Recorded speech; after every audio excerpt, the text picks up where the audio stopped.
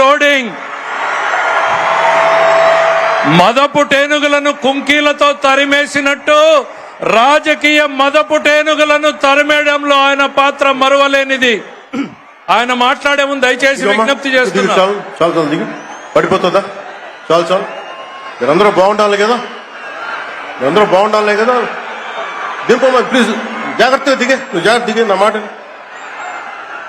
దిగు. తర్వాత అబ్బాయికి వెనక తీసుకురండి, అబ్బాయి ఫోటో ఇద్దాం. నా దిగు, జాగ్రత్తగా దిగు.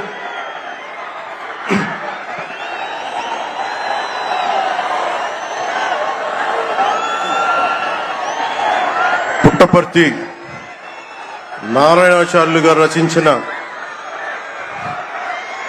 శివతాండవ కావ్యం పుట్టిన నేల, రచించిన నేల, తెలుగు భాష విలువను పెంచిన నేల, ఆడినమ్మ శివుడు పాడినమ్మ భవుడు అని శివతాండవాన్ని వినిపించిన నేల.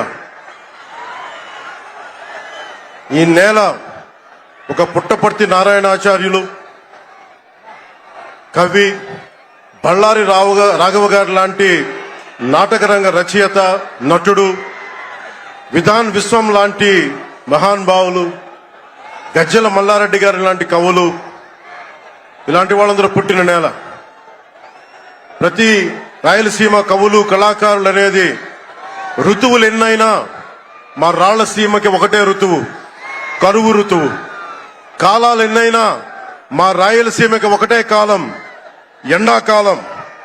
దాన్ని మనం రూపుమాపే ప్రయత్నం చిత్తశుద్ధితో చేస్తోంది.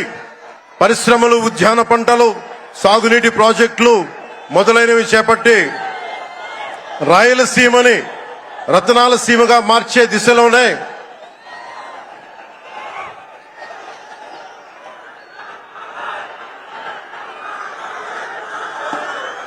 ఈ రోజున మేమందరం గౌరవ ముఖ్యమంత్రి గారి చంద్రబాబు నాయుడు గారి నాయకత్వంలో మేము ముందుకున్నాం. ఈ సూపర్ 6 కార్యక్రమం ఇన్ని వేల కోట్లు ఆర్థిక ఇబ్బందులుండి వీటన్నిటినీ ముందుకు తీసుకురాగలుగుతున్నామంటే మీ భవిష్యత్తు కోసం, యువత భవిష్యత్తు కోసం, మహిళల భవిష్యత్తు కోసం, ప్రతి ఆంధ్రప్రదేశ్ లో ఉన్న ప్రతి ఒక్కరూ బాగుండాలి, మీరు ఆనందంగా ఉండాలి. మీరే అన్నారు, ఆ రోజు మేము అడిగాం, రాష్ట్రం బాగుండాలి, యద్భావం తద్భవతి. మీరు ఎలా ఆలోచించారో మేమందరం కలిసికట్టుగా పార్టీలు వేరైనప్పటికీ రాష్ట్ర హితువు, రాష్ట్ర శ్రేయస్సును దృష్టిలో పెట్టుకొని ఈ రోజున మీ ముందుకొచ్చి ఇంత ఘన విజయంగా, ఇంత దిగ్విజయంతో ఈ సూపర్ 6 కార్యక్రమాన్ని మీ ముందుకు తీసుకొచ్చాం. దీని సూపర్ 6 కార్యక్రమానికి సంబంధించి భవిష్యత్తు రాయలసీమ వెనుకబాటుతనం గురించి, దానికి నీటి సౌకర్యాల గురించి, పారిశ్రామిక గురించి గౌరవ ముఖ్యమంత్రి గారు మాట్లాడతారు. నేను మీ చెప్పదలుచుకున్నది ఒకటి, ఆరోగ్య బీమా పథకం సాకారం కాబోతుంది. ఒక్కొక్క పథకం ద్వారా ఒక్కొక్క కుటుంబానికి 25 లక్షల ఆరోగ్య బీమా వర్తిస్తుంది.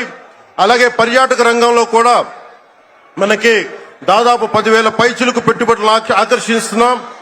అలాగే పంచాయతీ రాజ్ శాఖలో కూడా పల్లె పండుగ ద్వారా 13,300 గ్రామ పంచాయతీలని గ్రామ సభలు నిర్వహించి రికార్డు చేసి 2,007 కిలోమీటర్ల బీటీ రోడ్లు, 4,000 కిలోమీటర్ల సిసి రోడ్లు చేయగలిగాం. 1,55,000 నీటి కుంటలు నిర్మించి 1 టీఎంసీ నీటిని వర్షాకాలం నిల్వ చేయగలిగాం. అలాగే మూగజీవాల దాహార్తి తీర్చేందుకు 15,000కు పైగా నీటి తొట్లు నిర్మించాం. 22,518 మినీ గోకులాలు చేశాం. అడవి తల్లి బాట కార్యక్రమం గౌరవ ప్రధానమంత్రి శ్రీ నరేంద్ర మోదీ గారి సహకారంతో, ముఖ్యమంత్రి శ్రీ నారా చంద్రబాబు నాయుడు గారి నాయకత్వంలో కూటమి ప్రభుత్వం 1,005 కోట్లతో ప్రధానమంత్రి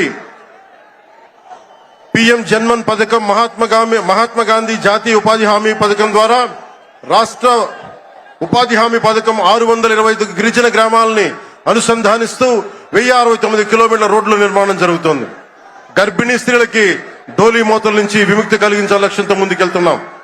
7,910 కోట్లతోటి జల్ జీవన్ మిషన్ కి ప్రాజెక్టులు చేపట్టాం. అటవీ విస్తారాన్ని పెంచే లక్ష్యంలో 1,000 మొక్కల నాటే కార్యక్రమానికి శ్రీకారం చుట్టాం. కర్ణాటక ప్రభుత్వానికి నుంచి సహకారంతో 4 కుంకి ఏనుగులను తీసుకొచ్చాం. అలాగే శాంతి భద్రతల పరిరక్షణ వ్యవహారంలో భేదాలు చూడకుండా ముందుకు వెళ్తామని శాసనసభ సాక్షిగా గౌరవ ముఖ్యమంత్రి శ్రీ నారా చంద్రబాబు నాయుడు గారు స్పష్టం చేశాం. నేను అదే మాట చెప్పాను. ఆ మాట కట్టుబడే ముందుకు వెళ్తున్నాం. శాంతి భద్రతలు ఎలాంటి ఆటంకం కలగకుండా ఉన్నప్పుడే రాష్ట్రంలో పెట్టుబడులు పరిశ్రమలు వచ్చి యువతకి ఉపాధి ఉద్యోగ అవకాశాలు లభిస్తాయి.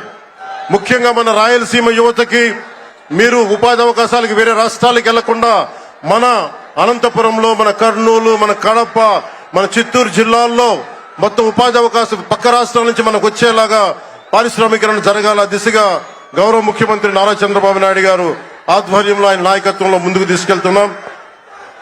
కూటమి ప్రభుత్వం ప్రతి అడుగులోనూ త్రికరణ శుద్ధితో పనిచేస్తుంది. గౌరవ ప్రధానమంత్రి శ్రీ నరేంద్ర మోదీ గారి వికసిత్ భారత్ విజన్ దిశగా గౌరవ ముఖ్యమంత్రి శ్రీ నారా చంద్రబాబు నాయుడు గారి నాయకత్వంలోని కూటమి ప్రభుత్వం ముందుకు సాగుతూ 2047 నాటికి ఆంధ్రప్రదేశ్ ని దేశంలో నెంబర్ 1 రాష్ట్రంగా తీర్చిదిద్దుతామని మీ అందరికీ తెలియజేసుకుంటూ జై భారత్, జై హింద్.